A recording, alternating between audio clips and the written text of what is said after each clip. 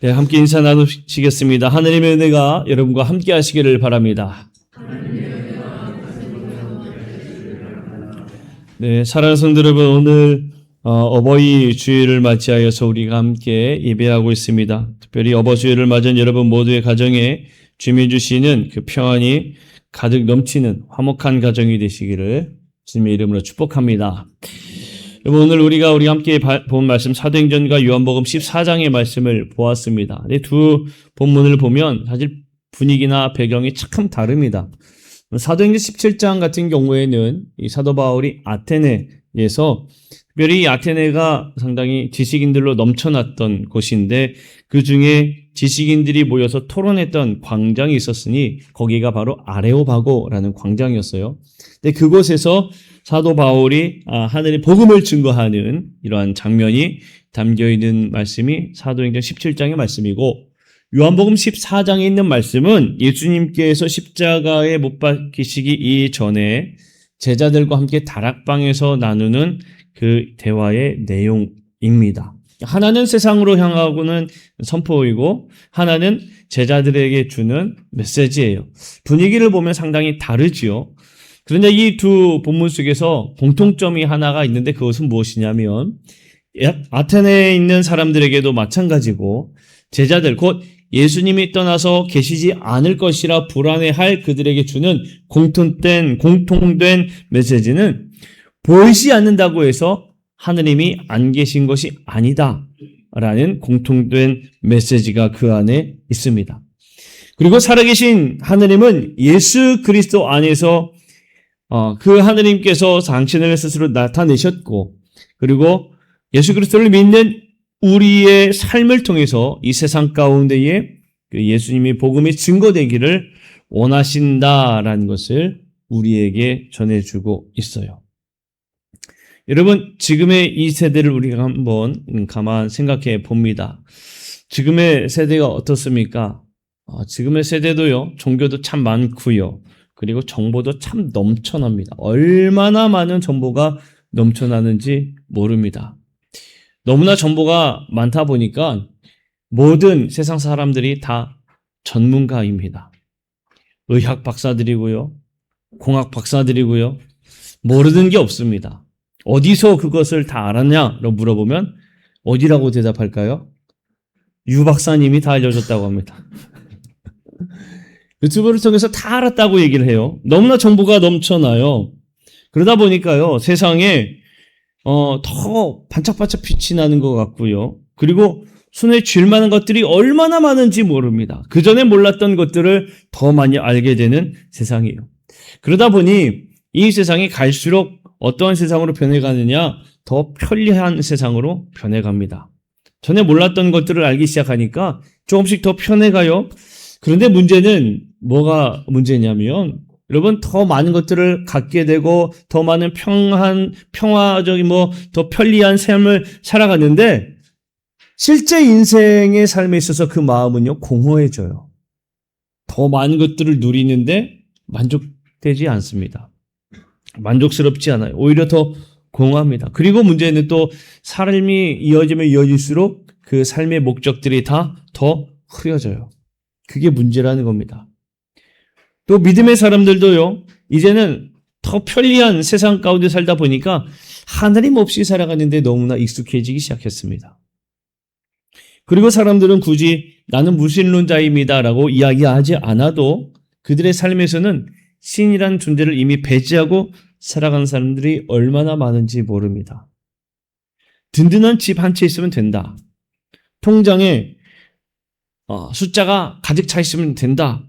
때로는 오르내리는 주가를 통해서 이것들이 내 삶을 안정하게 보장해 준다라고 여기는 그런 삶을 살아갑니다. 그러다 보니까 많은 사람들이 생각하는 목표가, 소망이 다 달라지기 시작했어요. 여러분, 사람들은 더 좋은 차를 타길 원하고요, 더 좋은 자리를 원하고요, 더 좋은 것들을 누리길 원해요. 우리 아이들도 좋은 차 물어보면 다 알걸요? 얘들아, 너희들이 아는 좋은 차 한번 이야기해볼까? 뭐가 있을까? 벤츠, 롤스로이스가 나옵니다. 또 무슨 차가 있어? 제네시스도 좋은 차지. 그리고 아이들도요, 좋은 차를 다 알아요. 얘들아, 너희들 좋은 차 타면 좋지. 좋겠지. 나중에 타고 싶지. 타고 싶지? 대답한 사람은 그렇게 될 줄로 믿습니다. 문제는 여러분 이게 잘못됐다라는 얘기가 아니에요. 누리면 좋지요. 많은 것들을 가지고 그만큼의 삶을 살아가면 좋지요. 얼마나 좋습니까? 그런데 이게 목표가 되고 목적이 되고 소망이 되는 순간 그것이 문제라는 겁니다.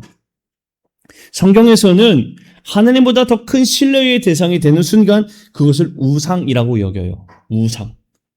자, 우리가 함께 보았던 17장을 다시 한번 좀 돌아와서 보면요. 아테네에 상당히 많은 이 상들이 세워졌었는데 어떤 상들이 세워졌었는가 하면 신상들이 많이 세워졌었습니다. 제우스니 또 아르테미우스니 여러 가지 신상들이 많이 세워졌어요. 심지어는 그 속에 이름도 알지 못하는 그 신까지 제단을 세웠습니다. 우상들이 많았지요. 근데 여러분 지금 시대를 한번 돌이켜서 생각해 볼까요? 지금도요 똑같습니다. 물론 우리의 마을은 고층 빌딩은 없습니다만 저 도시에 가면 고층 빌딩들이 얼마나 많습니까? 저 아파트 집 한 채를 갖고 싶다. 저 빌딩을 하나 갖고 싶다. 그러면서 그곳을 지나갈 때마다 한 번씩 우러러 봅니다. 갖고 싶다. 한 번씩 봅니다. 뭘 보는 것 같습니까? 우상을 보는 것 같아요. 좋은 차들을 지나가면은 한 번씩 쳐다봅니다. 이야, 눈에서 떼지를 못해요. 우상과 같아요. 여러분 지금도 예전이나 지금이나 별 다를 바 없이 우상으로 가득한 세상 가운데 우리가 살아가고 있습니다. 그런 가운데에 보이지 않는 하나님을 어떻게 우리가 증거하며 살 수 있을까요? 여러분들이 어떻게 예수님을 증거하며 살 수 있느냐라는 거예요. 그것을 오늘 말씀을 통해 우리가 함께 찾아보고자 합니다.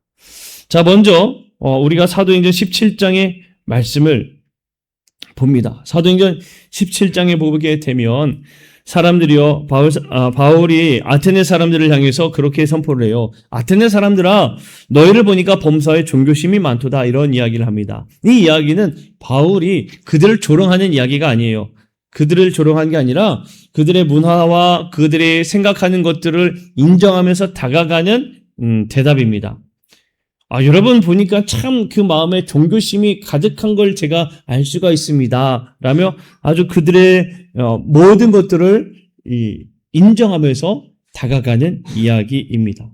근데 여러분 보세요. 그들의 아테네 사람들이요. 얼마나 많은 신상을 세웠는가 하면 그 사람들이 신상을 세울 때에 혹시나 자기들이 빠뜨려서 그 신들이 노할까봐 이름을 알지 못하는 신에게라는 제단까지 세웠다라고 쓰여 있어요. 각 신상에 이름이 쓰여 있는데 어떤 제단에 가보니 알지 못하는 신에게 이렇게 써 있다는 겁니다. 참 불쌍하지 않습니까? 바울은 그 지점을요 파고들며 이야기해요. 내가 당신들이 알지 못하는 그것을 알게 해주겠습니다. 당신들이 알지 못하는 신이라고 이야기했는데 그것을 내가 알게 해주겠습니다. 라며 이야기를 합니다. 그리고 바울이 당당하게 선포할 때에 사도행전 17장 24절 말씀에 그렇게 선포해요. 여러분 위에 있지요? 뭐라고 이야기합니까? 우주와 그 가운데에 있는 만유를 지으신 하나님께서는 천지의 주제시니 손으로 지은 전에 계시지 아니하시고 라고 이야기합니다. 자, 여기를 보면 이 말씀 속에서 먼저는 뭘 이야기하냐면 하나님은 천지를 창조하신 창조주시다 라는 걸 먼저 이야기하죠. 그리고 뭐라고 이야기하냐면 손에 지은 전에 안 계신 것이 아니다 라고 이야기를 합니다. 여러분 이 이야기를 여러분 잘 생각해 보세요. 당시에 사람들이 마음에 불안이 있을 때에 신전을 찾아갔습니다. 그 신에게 제사하겠다고 빌어보겠다고 신전을 찾아갔어요. 필요에 따라서 그분을 찾았다라는 이야기죠. 여러분 지금도 똑같아요. 다를 바 없습니다. 우리 마을에 이제 바다가 있으니까요. 바다가 있으니까 바다로 나갈 때 불안한 사람들은 뭘 하죠? 용상제, 용왕제 이런 걸 드립니다. 바다 가서. 그리고 당상제라는 문화라고 하지만 그걸 하지요. 다른 사람들은요 찾아가요. 그 찾아가서 빈다는 얘기예요. 그곳에 그 신이 있는 것처럼 여기고 찾아간다는 겁니다. 그런데 바울이 이야기한 저 전제는 뭐냐면 당신들이 만든 그곳에 계시지 않습니다. 왜? 하나님은 이미 이 세상을 창조하신 분이기 때문에 그렇다는 거예요. 여러분, 이 고백은 우리에게도 동일하게 적용이 되는 겁니다.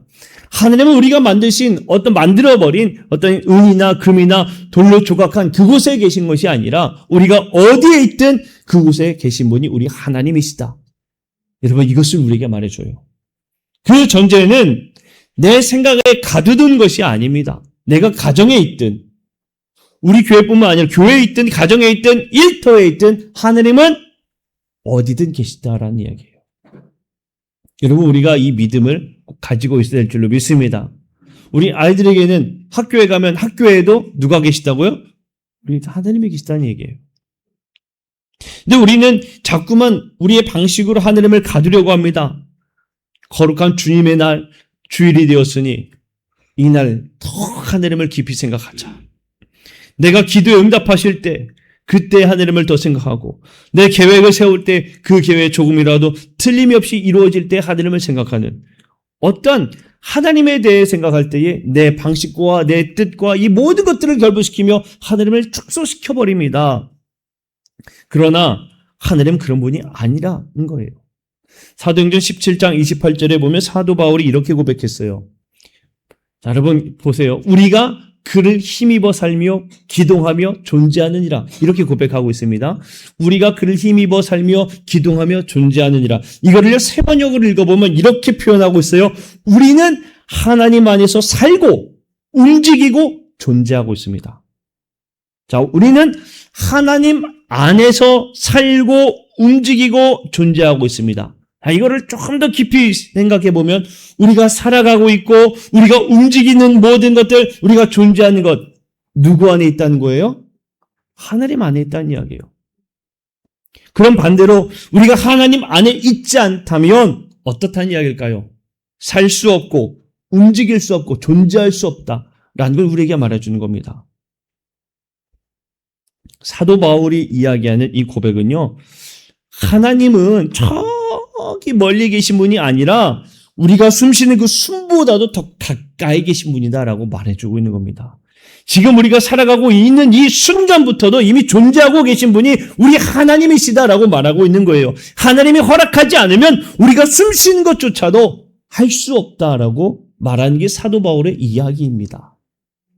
그러니 여러분, 이 사도 바울의 고백은요, 우리의 삶의 진짜 주인, 내 삶의 진짜 주인이 어떠한 삶을 사는 것인지를 우리에게 말해주고 있는 고백입니다. 여러분, 이 사도 바울의 고백과처럼 우리 주님이 정말 여러분의 삶과 가까이 계심을 늘 믿음으로 고백하시기를 간절히 축복합니다. 근데 사도 바울의 이야기를 가만 들어보면 처음에는 참 좋게 이야기를 했어요. 여러분들의 생각이 이렇군요. 그래요. 그거 다 인정합니다. 근데 여러분들이 알고 있는 걸 제가 좀 알게 해주고 싶어요라고 하면서 부드럽게 아주 이야기를 합니다. 그런데 사도 바울의 이야기를요, 가만 보다 보면요, 분명하게 이야기를 해요. 30절에 보면 뭐라고 이야기하냐면, 이제는 어디든지 사람에게 다 명하사 회개하라 하셨으니 라고 이야기합니다. 뭘 얘기하기 시작하냐면 회개를 이야기해요. 회개를 이야기한다는 건 무슨 의미를 이야기하냐면 삶의 방향을 이제 틀으십시오. 여러분들의 삶이 틀렸습니다. 당신들이 잘못 살아가고 있습니다. 이걸 이제 분명하게 이야기한 거예요. 사도 바울은 대화를 한 것 같지만 그 본질은요, 분명하게 지키고 이야기합니다. 회개하라는 이야기는 뭡니까? 방향 전환을 이야기하는 거죠. 당신들의 삶이 몰라서 그동안 잘못 알아서 여러 신들을 쫓았는데 아닙니다. 이제 알았으니까 돌아서 하나님께로 향하십시오. 사도 바울이 담대하게 전하는 복음이에요. 그러면서 사도 바울이 뭘 얘기하냐면 부활에 대해 이야기합니다. 사도행전 17장 31절에 보면 이는 정하신 사람으로 하여금 천하를 공의로 심판할 날을 작정하시고 이에 그를 죽은 자 가운데서 다시 살리신 것으로 모든 사람에게 믿을 만한 증거를 주셨다라고 이야기합니다. 부활이 곧 뭐라 얘기합니까? 증거라 이야기해요. 자, 그러면 그 부활의 증거가 당장은 누구부터 있느냐? 믿음의 성도들부터 있겠죠. 사도들부터 시작했겠죠. 그리고 그 부활의 증거자가 지금 현재 복음을 증거하는 누구에게까지 이루고 있습니까? 사도 바울에게까지 이루고 있는 겁니다. 이 이야기는 부활이라는 이야기가 예전에 이루어졌던 하나의 사건만으로 이야기하는 게 아니에요. 부활은 하나의 증거가 되어서 부활의 이야기를 한다는 건 지금도 주님이 살아서 우리와 함께 한다라는 것을 말해주고 있는 겁니다. 그러니까 사도 바울이 이야기했잖아요. 지금 우리가 있는 곳에서 주님이 함께 하십니다. 하나님이 함께 하십니다. 그 하나님이 함께 하심을 누가 증언했느냐? 부활하신 예수님이 증언했다라는 거예요. 주님이 부활하셔서 지금 우리의 삶 가운데 함께하고 있음을 말해주고 있는 겁니다. 부활은 그렇기에 주님께서 부활하셨다라는 것은 예전에 있었던 사건으로 고백하는 것이 아니라 부활하신 주님이 지금 나와 함께하고 있다라는 것까지 고백이 되어져야 되는 것이에요. 이것을 바로 사도 바울이 이야기하는 겁니다. 그러면 여러분, 우리가 이렇게 부활의 증거를 알겠어요. 사도 바울이 담대히 증거했습니다. 지금 현재 우리가 살아감에 있어서 그러면 예수님을 복음을 어떻게 증거할 수 있느냐 하는 겁니다. 그 증거의 방법을 알려주신 게 요한복음 14장에 예수님이 가르쳐 주신 말씀이에요. 여러분, 요한복음 14장 15절에 보면 예수님이 뭐라고 말씀하셨는가 하면 우리 함께 읽어봅시다. 시작. 너희가 나를 사랑하면 나의 계명을 지키리라. 아멘.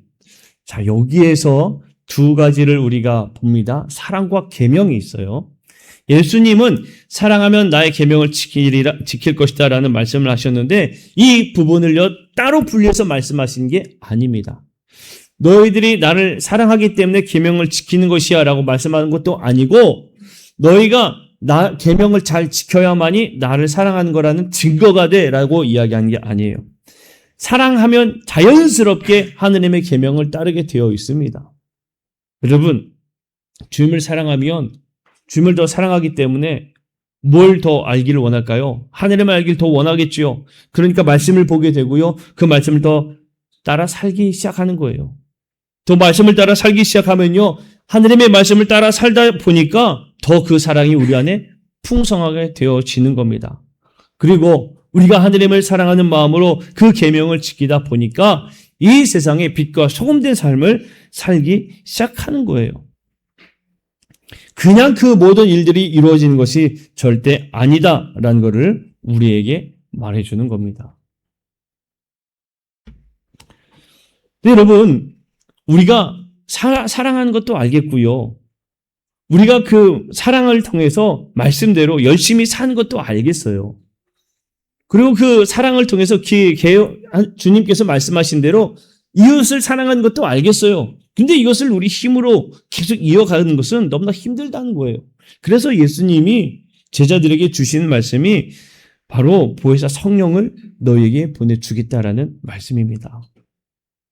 너희의 힘으로 하는 것이 아니라 성령의 능력으로 이 모든 것들을 이루게 될 것이다라는 것을 말해주고 있는 거예요. 제자들도요, 예수님이 이제 떠나고 안 계시면 어떤 힘으로 그것을 더 사랑하며 살겠습니까? 어떤 능력을 그 예수님의 말씀을 지키며 살겠습니까? 예수님이 이제 안 계시잖아요. 그래서 예수님이 주신 게 보혜사 성령님이십니다. 그래서 우리가 성령의 힘으로 사랑하며 더 살기 시작하는 겁니다. 그렇게 살다 보니까요, 우리의 삶 속에 예수님이 계시지 않지만 더 예수님을 사랑할 수가 있는 거고요. 더 예수님을 사랑하다 보니까 말씀을 따라 이루며 살기 시작하는 거예요. 그러다 보니까 우리가 원수를 사랑하라는 예수님의 말씀이 우리의 삶에 고스란히 나타나게 되는 것이고요. 이웃을 사랑하라는 말씀이 고스란히 우리의 모습 속에 드러나기 시작하는 겁니다. 세상 사람들이 볼 때에는 이해가 가지 않아도 우리는 그렇게 살기 시작하는 거예요. 힘들고 어려워도 우리가 이상하게 평안을 누리고요. 걱정하지 않는 겁니다. 왜요? 성령께서 우리를 붙잡아 주시니까 살아계신 하나님이 지금 내 안에 계시다고 우리가 고백할 수 있으니까. 그래서 우리가 그렇게 살아가는 거예요. 내 안에 성령님이 우리에게 힘을 주어서 우리가 하나님의 말씀에 따라서 예수님을 사랑하고 그 말씀에 순종하고 그래서 우리의 모습을 통해 세상 사람들이 하나님을 발견하게 되게 된다는 것입니다. 사랑하는 성도 여러분, 이제 말씀을 좀 정리하고자 합니다. 오늘 우리에게 가르쳐 준 것은 분명합니다. 이 세상에도 똑같아요. 신은 없다라고 이야기하는 사람들도 있습니다. 그 사람들에게 여러분 어떻게 하느님의 존재, 하느님의 살아계심을 증거하겠습니까? 증거할 수 있는 가장 좋은 방법이 여러분입니다. 여러분들의 삶을 통해 증거하기를 여러분 주님의 이름으로 한 주 축복합니다. 오늘 말씀을 기억하면 네 가지 우리가 이야기할 수 있어요. 하나는 하나님을 반드시 기억해야 된다는 겁니다. 매 순간마다 나와 함께 하시는 하나님, 그걸 기억해야 됩니다. 그리고 하나님을 기억한다면 내 삶의 판단의 기준도 변해야 되겠지요. 세상이 아니라 예수 그리스도가 우리 삶의 기준이 되게 됩니다. 그리고 우리가 그 예수 그리스도가 우리 삶의 기준이 되어지면 우리는 주님을 더 사랑하면서 그 말씀에 순종하게 됩니다. 그러다 보니 저절로 주님께서 우리에게 가르쳐 주신 말씀을 따라 살게 되는 모습이 드러나게 돼요. 그것을 누가 도와주신다고요? 성령께서 도와주십니다. 세상은 하느님이 보이지 않는다고 말합니다. 그때 교회가 하느님의 사랑을 보여주어야 할 줄로 믿습니다. 세상이 하느님을 모른다고 말할 때 그리스도인의 삶이 하느님은 정말 살아계십니다 라고 증거가 되어야 될 줄로 믿습니다.